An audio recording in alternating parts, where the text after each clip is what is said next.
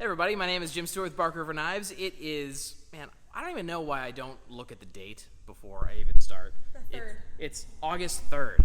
Yeah, it's August 3rd. We skipped last week because I was sick as crap, and we really didn't have anything going on that we didn't talk about the week before. And this week we're finishing up really what was 2 weeks ago, but we have got a lot of stuff coming up this time. We thought we'd take a trip back on memory lane here in our archive. Well, one of the first models that Bark River ever made was we called the Highland, and you'll notice it's very reminiscent of some of the other models that we made. From here we of course made the North Star and the Fox River, but first came the Highland. The Highland came first, and then out of that we made the Woodland, which is just exactly the same handle as the Highland, but just a smaller blade, a little bit more of a companion, and they sold really well when we first got in business. But we still needed more after that, so after the Woodland, believe it or not, the Mini Canadian was born out of that. So what we had done is there were a couple of nights where my father and I stayed up late hand grinding these knives out of Woodlands. And if you notice, the whole pattern lines up and everything fits very neatly inside of the Woodland. It was a lot of hard work at start, but you do what you got to do. Small businesses always start with a lot of effort right in the beginning. We didn't have access to a water jet or a plasma cutter or anything like that, so we just bought plates of stock steel. And I remember hand tracing about 150 different large blades just on bars of stock, and then cutting them out by hand myself. And it was an absolute bear. But I remember by the time I was like 60 or 70 in, I didn't even need to trace it anymore. I just cut them out.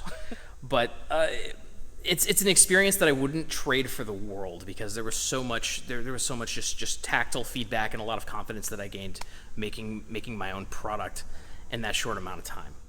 One thing that we always do at Bark River is we always experiment with brand new handle materials, because we are always looking to increase our variety of handle material.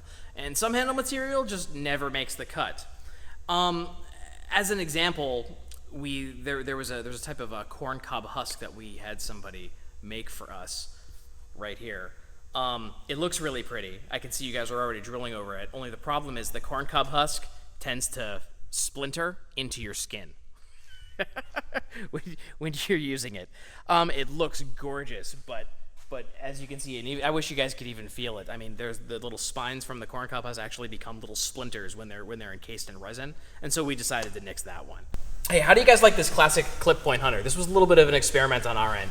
This is probably my favorite version of this knife. We've done 3 of them so far. Our classic drop point hunter, and our classic trailing point hunter. But this classic clip point hunter with that type of, I guess you could say it's almost a Persian clip, is probably my absolute favorite. I would carry this right now, and it is selling pretty decently, and I'm really looking forward to the next time we're able to do this, because it's a really, really hot knife. It's supremely comfortable in the hand. My father designed most of these knives, and he is a world-class knife designer. But I gotta throw my hat into the ring at some point. And my first foray into knife design really was the Springbok. Now this knife, once you put it in your hand, I've never heard anybody say anything other than, I can't put this down. Everybody who has one loves it. There is no, what are you doing? I'm holding it in my hand. See? It even works right here. So, fun little update on this knife. Hold it up a little bit. I'm coming out with a Springbok 2. It's basically the same profile, but it's bigger, like I meant it to be the first time. It's gonna be the same thickness on the spine, and made out of 3V. But imagine this about 20% bigger. Same contours, same everything, just 20% bigger. And for $19.95, you too can be 20% larger. Always coming up from Bark River, we always have new stuff on top of reminiscing on top of the old stuff. A new model coming out soon. This is the Shrike. It's very reminiscent of the Marbles Bird and Trout. If you look through the Marbles archive, you'll see a knife very similar to this. For ring finger in there so you don't lose it, so you can actually just drop it and do some work, quickly get it back up into your hand. And there's actually enough clearance that you actually can do that and not get cut.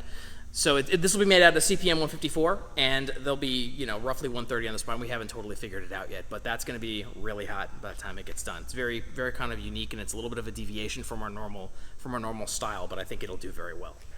We're also ready to surface grind another model that we've had in our line before. This is the Blackwater boot knife. It's very slim. It's got a big brother called the Blackwater 2. Before they were made out of 12 to 27. This time around they're made out of L-Max because L-Max just rocks, and there's no reason to not use L-Max. It's going to have Corby bolts and a lanyard there and a guard with a pin through it, and it'll have a saber grind and a false grind on there. These are just raw, straight in, and they're going to be surface ground very shortly. Also coming up, we have a number of models in the Bravo series in S35VN because everybody seems to be out of the S35VN, everything in Bravo. And this is just the first start of it. This is a Bravo 2 in S35VN, and these are also coming soon. Thank you, everybody, for another walkthrough. My name is Jim Stewart with Bark River Knives. Today is August 3rd, and you may be wondering why exactly we're in this weird building that you've never seen before. Well, that's because this is our new building that we're expanding to, and pretty soon we're going to have nothing but grinders and buffers and assembly over here for fixed blades. You too can be 20% larger. I already am.